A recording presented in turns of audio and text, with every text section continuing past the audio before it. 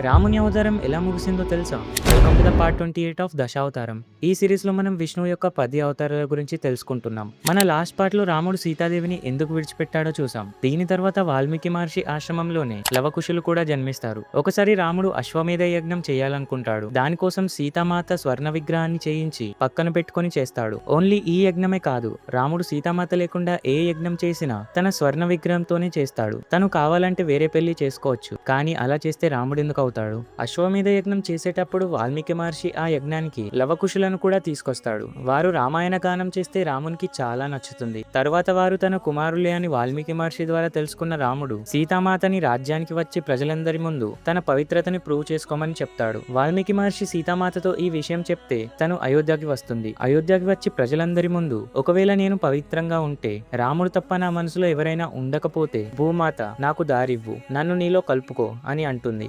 దాని తర్వాత భూమాత సీతామాతని తీసుకెళ్తుంది. తర్వాత రాముడు చాలా బాధపడతాడు. కొన్ని రోజుల తర్వాత లవకుశులకు పట్టాభిషేకం చేసి తను అవతారం విడిచిపెడతాడు. వాల్మీకి రామాయణం ప్రకారం రాముడు అయోధ్యని 11,000 సంవత్సరాలు పరిపాలించాడు. ఇంకొంతమంది ఈ టైం లైన్ నమ్మశక్యంగా లేదని, రాముడు కేవలం 30 సంవత్సరాలు అయోధ్యని పరిపాలించాడు అని చెప్తారు. ఇట్స్ అప్ టు యూ, మీరు దేన్ని నమ్ముతారు? సో దట్స్ అబౌట్ శ్రీరామ అవతారం. దశావతారం మొత్తం 28 పార్ట్స్ కంప్లీట్ అయితే అందులో ఓన్లీ రాముని గురించే 11 పార్ట్స్ ఉన్నాయి. ఇది మీకు లెంగ్తీ అనిపించవచ్చు, కానీ మనం దేవుళ్ళ స్టోరీస్ వింటున్నప్పుడు వారు దేవుళ్ళు కాబట్టి ఏదైనా చేయొచ్చు, అలాంటివి మనకు సాధ్యం కాదు అనే ఎక్సెప్షన్ చేస్తాం. కానీ ఒక్క రామావతారంలో మాత్రం మనం తప్పించుకోవడానికి కుదరదు. తను చేసిన ప్రతి ఒక్కటి సాధారణ మానవ నడవడికతో సంబంధించినవి మాత్రమే. రావణుడిని యుద్ధంలో ఓడించింది మాయతో కాదు, ప్యూర్ స్కిల్ తో. సీతామాత దూరమైనప్పుడు తను మనలాగే బాధపడ్డాడు. లక్ష్మణుడు యుద్ధంలో పడిపోయినప్పుడు తను మనలాగే ఏడ్చాడు. లంకకి వెళ్ళడానికి సముద్రదేవుడు దారివ్వను అంటే తను మనలాగే కోపం తెచ్చుకున్నాడు. సో తను చూపించిన ప్రతి ఇమోషన్